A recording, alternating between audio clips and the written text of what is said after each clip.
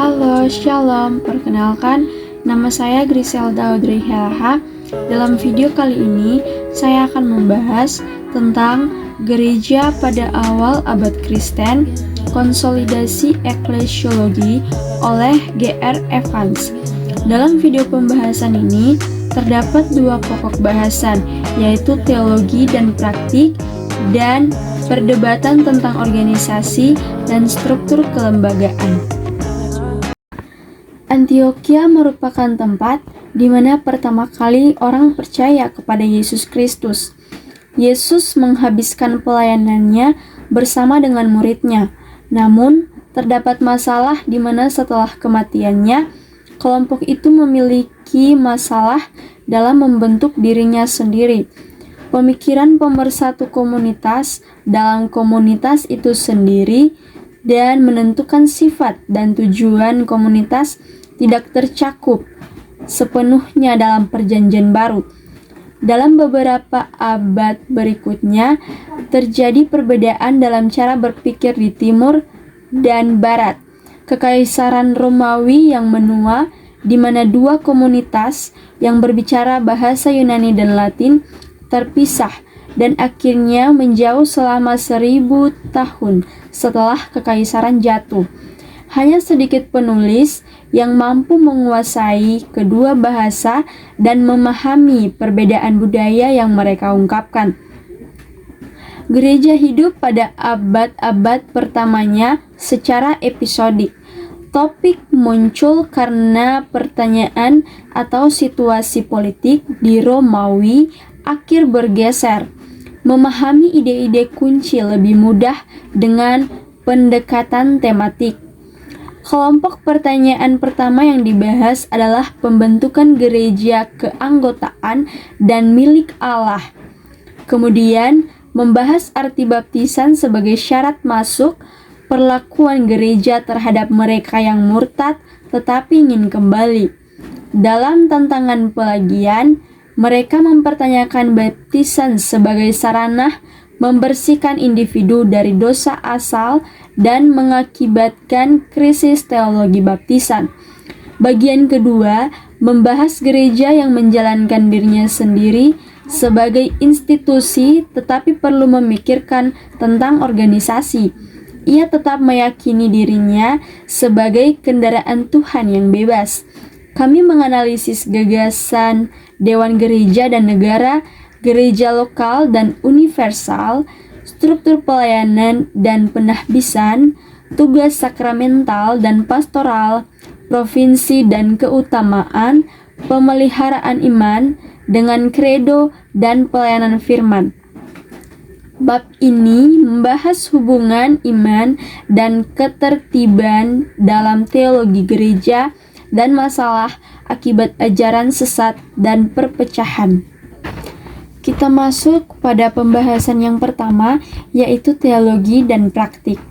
Sepanjang periode pembentukan awal ini, ada kehidupan sehari-hari komunitas yang harus diatur dan perasaan yang berkembang bahwa gereja adalah sesuatu yang lebih tinggi dan lebih dalam. Cyril dari Yerusalem menjelaskan untuk kepentingan para katekumen bahwa gereja adalah masyarakat spiritual. Cyril tidak membahas masalah kompleks tentang struktur kelembagaan gereja yang telah diperdebatkan di barat, berbahasa Latin pada abad sebelumnya, khususnya di Afrika pada masa Ciprian. Ciprian meninggal sebagai amatir dalam masa penganiayaan pada tahun 258. Gregorius dari Naisianus menggambarkan penyatuan mistik dengan Kristus ini tidak hanya bagi orang beriman secara individu, tetapi juga komunitas yang beriman sebagai misteri baru.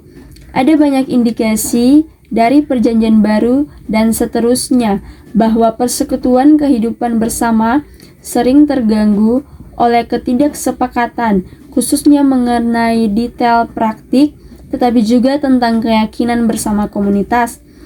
Persatuan mistik terancam oleh argumen tentang siapa yang dalam dan siapa yang keluar dari komunitas, dan apakah mereka yang telah pergi dapat diterima kembali dengan syarat apa?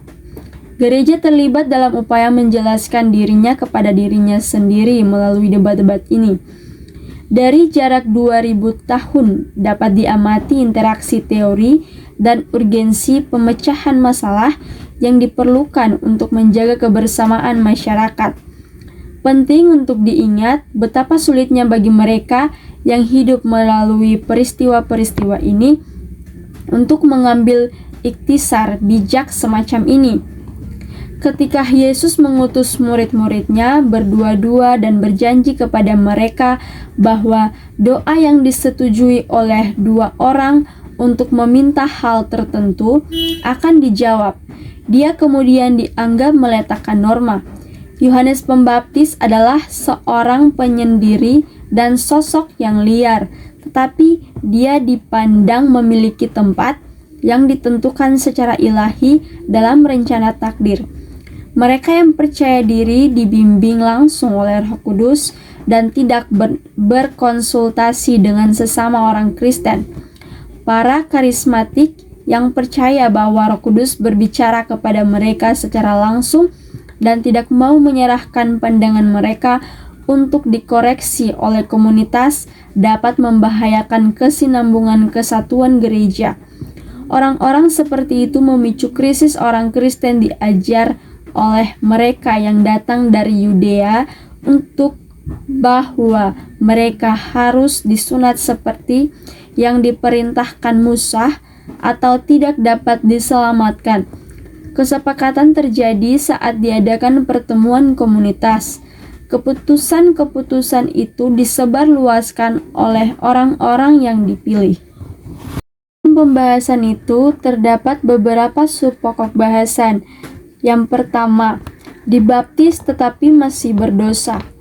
Theodore dari Mopsuestia menggambarkan bahwa suatu persatuan orang percaya melalui baptisan dan oleh tindakan Roh Kudus sebagai pembentuk tubuh Kristus. Roh Kudus tertarik dengan iman yang dimiliki oleh orang beriman, bukan penggunaan air itu sendiri. Roh Kudus tidak akan berdiam pada seseorang tanpa iman. Yang kedua, perkembangan sistem pertobatan dan pemulihan gereja. Pada akhir abad 4 di barat, terjadi perpindahan ke baptisan bayi.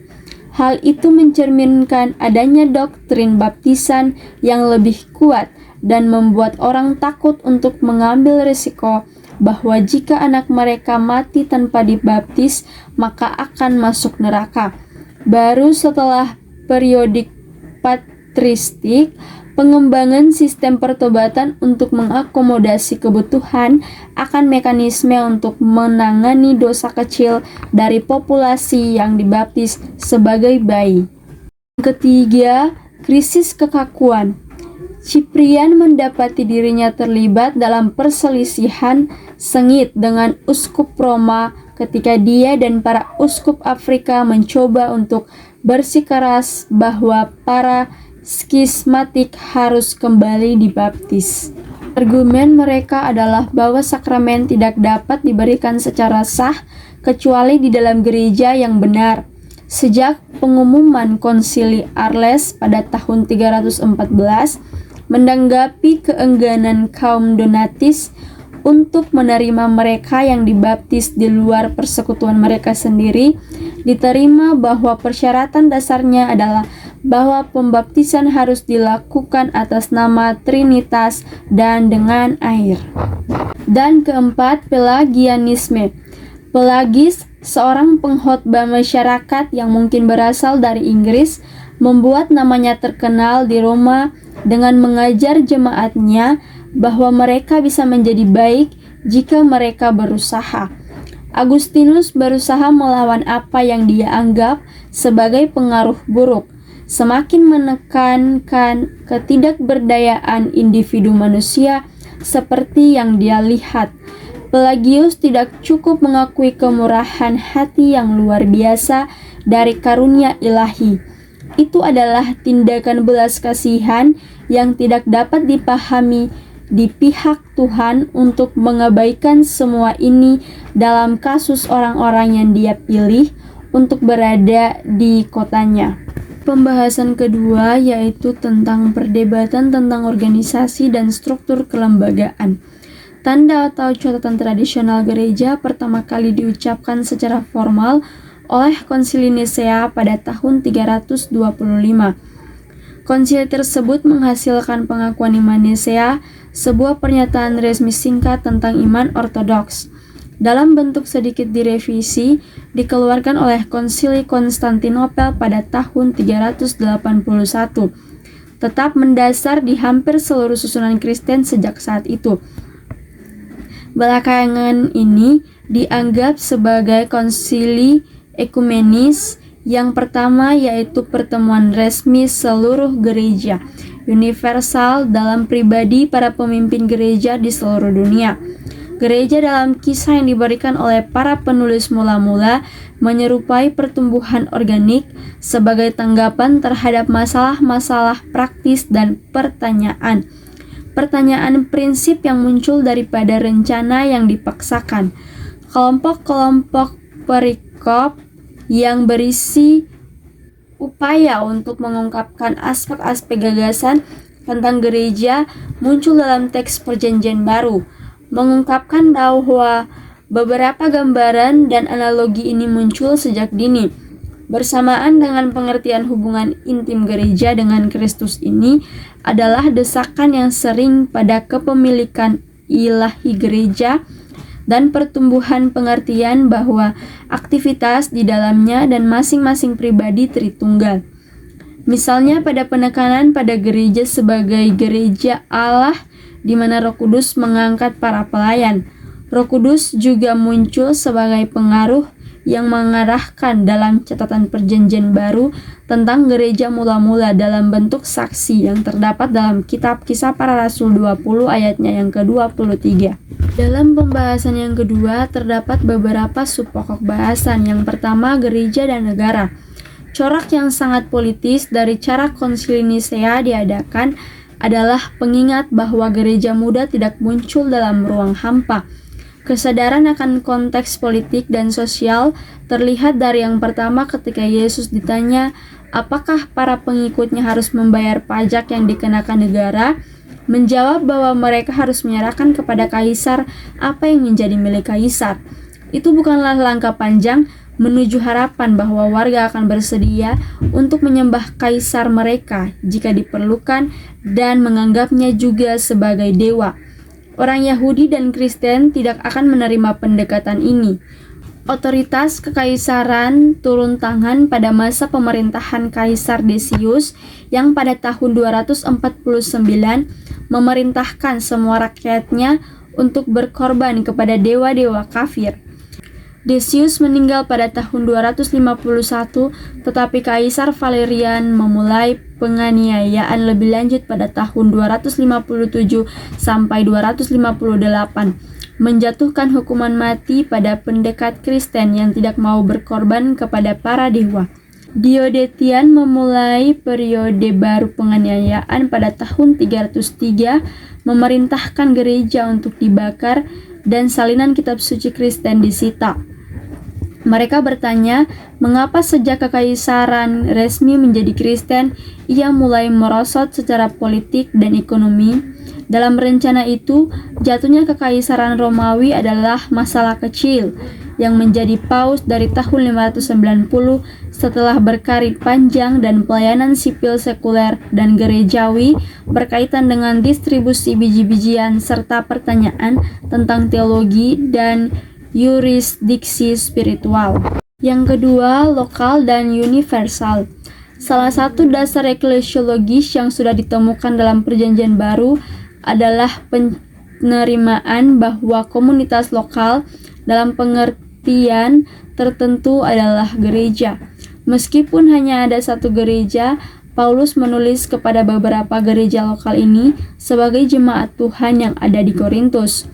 Surat-surat kepada gereja-gereja yang dilestarikan dalam Perjanjian Baru sebagian besar ditulis oleh Paulus memperjelas bahwa komunitas-komunitas lokal ini penuh dengan kehidupan mandiri, terlibat dalam perdebatan, terkadang mengenai hal-hal yang sangat penting bagi kesatuan iman Kristen di masa depan, dan juga tunduk pada pertengkaran yang tidak membangun, yang karenanya Paulus menegur mereka dalam istilah yang kemudian terlihat memiliki implikasi eklesiologi yang jelas. Misalnya, dia menulis kepada gereja di Korintus memohon kepada orang-orang Kristen di sana untuk memastikan bahwa mereka tidak membiarkan perpecahan terus terjadi di antara mereka, tetapi berusaha untuk bersatu dalam pikiran yang sama dan tujuan yang sama. Namun ada juga konsepsi tentang hubungan yang lebih mirip mikrokosmos dengan makrokosmos yang mengalir secara alami dari cara Paulus mengungkapkan dirinya secara tertulis kepada gereja pada zamannya di Korintus. Yang ketiga, pemimpin gereja lokal. Uskup harus bersama dan di antara rakyatnya, pelayanan mereka tidak memerintah dirinya sendiri atas mereka. Meskipun Gregorius Agung lebih condong ke pandangan bahwa seorang uskup adalah seorang pengawas dan seorang rektor atau penguasa, tetapi mereka sepakat bahwa uskup dalam arti tertentu mempersatukan gereja keuskupan setempat secara pribadi. Hal ini membuatnya menjadi wakil alami dari umatnya, orang yang tepat untuk pergi atas nama mereka ke setiap pertemuan gereja dalam dewan atau sinode dan untuk berbicara atas nama mereka. Peran pribadi ini menjadikan uskup sebagai titik persimpangan dalam kehidupan gereja yang lebih luas dan lebih lama. Gereja memiliki kesinambungan sejarah yang membentuk tataran lain, dan di sini juga para uskup penting karena mereka membawa suksesi apostolik dalam pribadi mereka. 3 bidang berpotongan pada satu titik, dan dengan analogi 3 bidang kehidupan gereja terlihat berpotongan dalam pribadi seorang uskup. Kanon apostolik menetapkan aturan bahwa tidak seorang pun boleh diangkat menjadi imam atau uskup segera setelah dia dibaptis. Di dalam keuskupannya, ia mengizinkan para imam untuk melayani dengan cara yang menjadikan mereka vikaris, melaksanakan atas namanya pelayanan yang tetap menjadi milik uskup. Jadi ketika seorang imam ingin melakukan perjalanan ke uskupan lain, uskupnya akan menulis surat untuk dibawa bersamanya, memperkenalkannya kepada uskup lainnya, bersaksi tentang fakta bahwa dia benar-benar seorang imam dan seorang imam yang berputasi baik.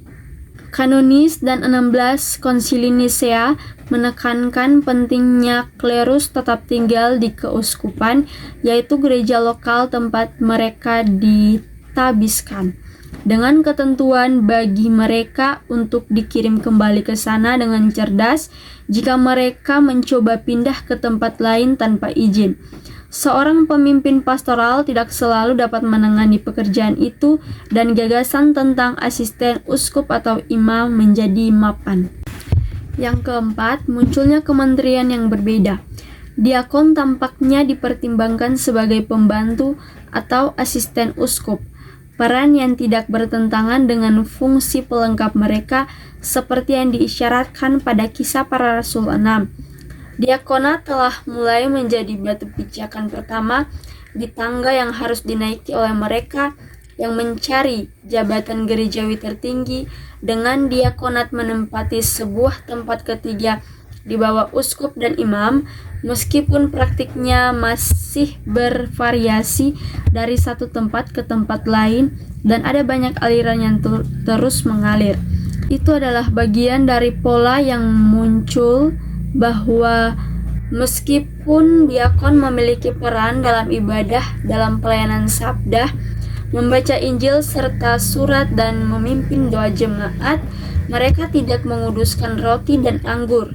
Salah satu peran mereka adalah memimpin Ekaristi dengan mengatakan in persona Christi, kata-kata Yesus yang menguduskan roti dan anggur.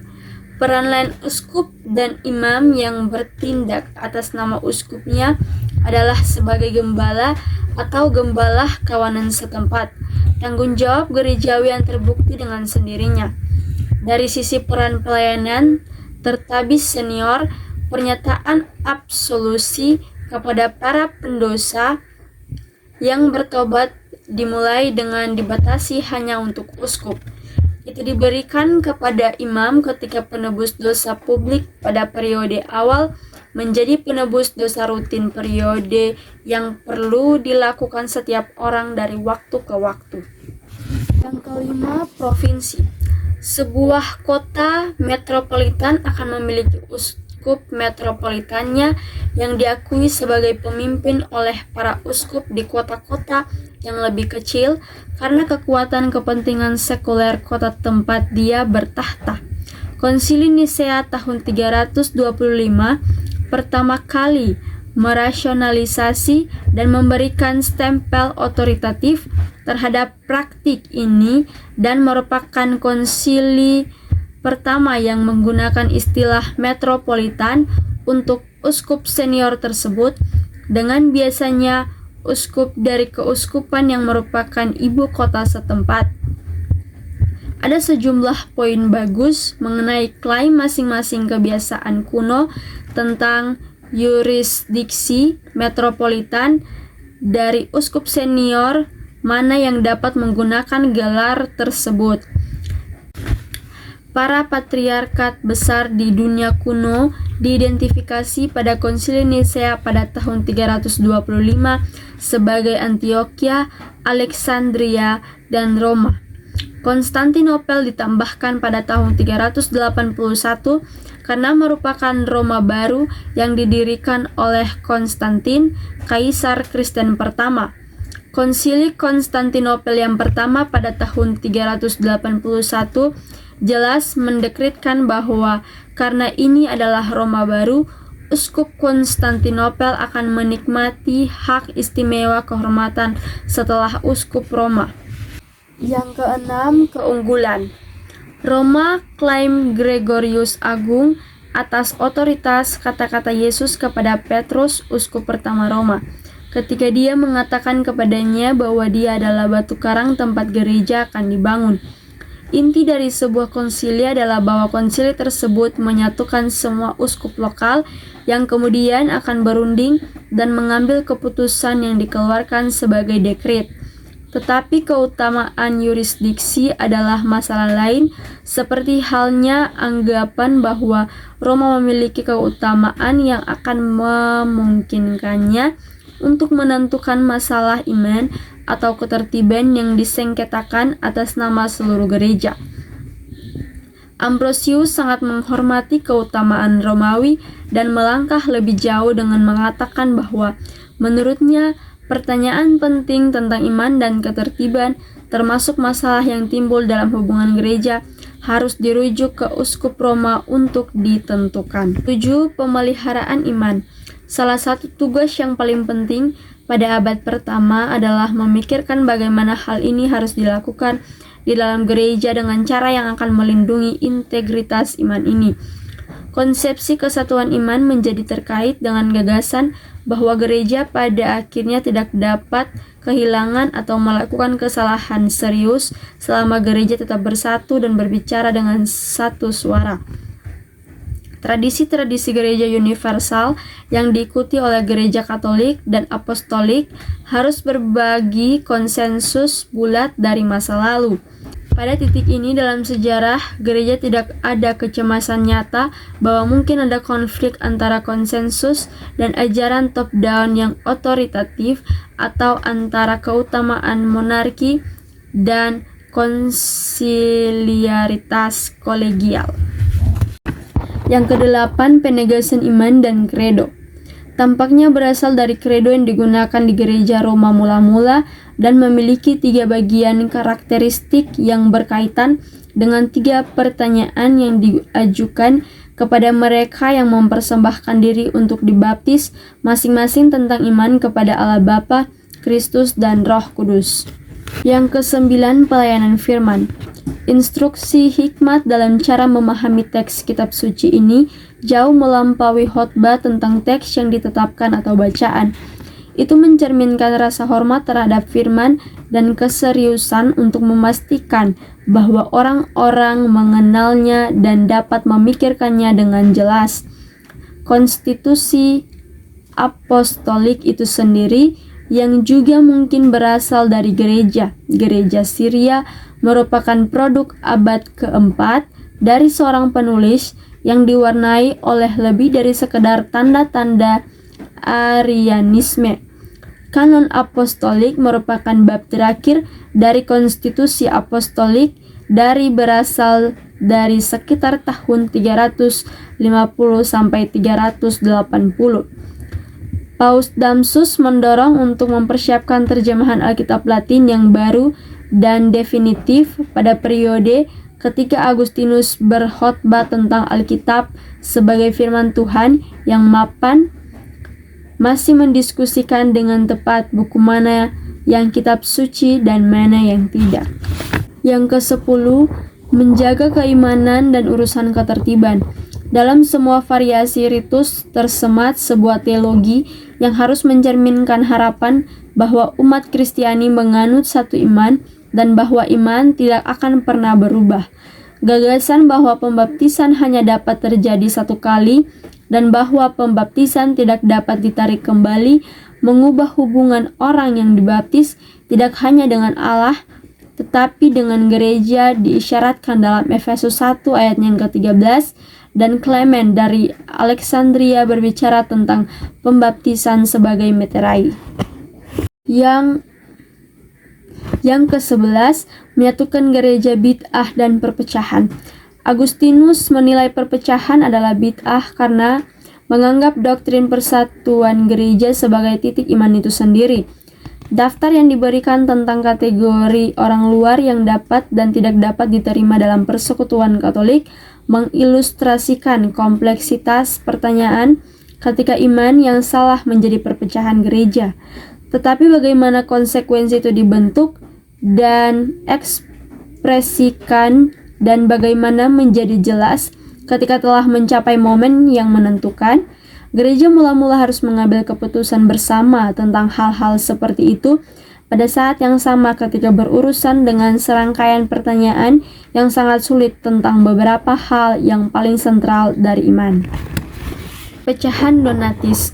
Pada tahun 311, Caecilian ditabiskan sebagai uskup Kartago oleh Felix dari Aptunga setelah menyerahkan kitab suci selama penganiayaan di bawah Kaisar Diocletianus, menjadikannya seorang traditor. Para uskup Numidia mengkritik keabsahan konsekrasi ini serta menganggapnya sebagai persaingan. Muncul perpecahan yang mencerminkan masalah dalam pemahaman tentang iman dan ketertiban. Upaya Sinode Arles tahun 314 dan Kaisar untuk menyelesaikan masalah dengan Donatis gagal karena mereka bergabung dalam kelompok kepentingan lokal dengan klaim otoritas Ciprian. Tradisi kaku menarik bagi mereka yang ingin melindungi kemurnian gereja. Kaum Donatis melihatnya sebagai tanda gereja sejati yang harus suci tanpa cacat, yang bertentangan dengan doktrin gereja campuran seperti yang diungkapkan oleh Agustinus. Ini merupakan tantangan terhadap doktrin kekudusan gereja. Gagasan Donatis, siapa berkomunikasi dengan non-gereja tercemar.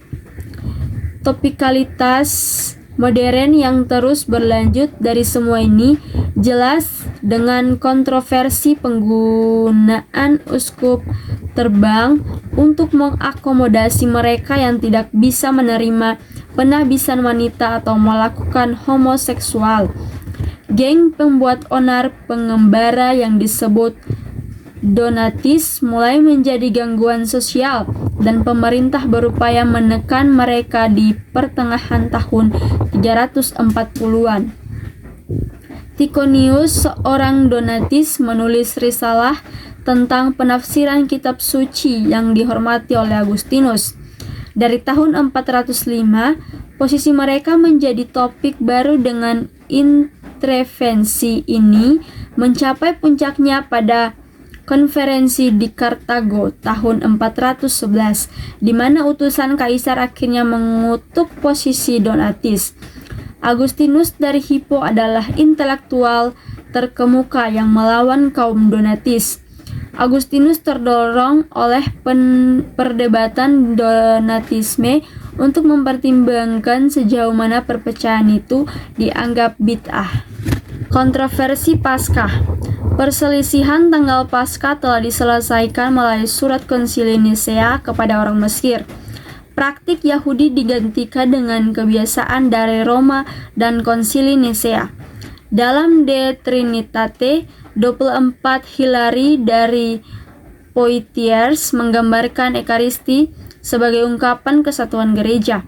Perdebatan tanggal Paskah yang masih berlangsung di abad ke-7 berasal dari perbedaan pemahaman bahwa kesatuan gereja ditandai dengan perayaan Paskah dalam Ekaristi yang diselenggarakan pada hari yang sama. Ini menyebabkan kesulitan untuk mencapai kesepakatan mengenai hari yang tepat yang pada akhirnya memecah belah gereja. Demikian pembahasan saya. Terima kasih. Shalom.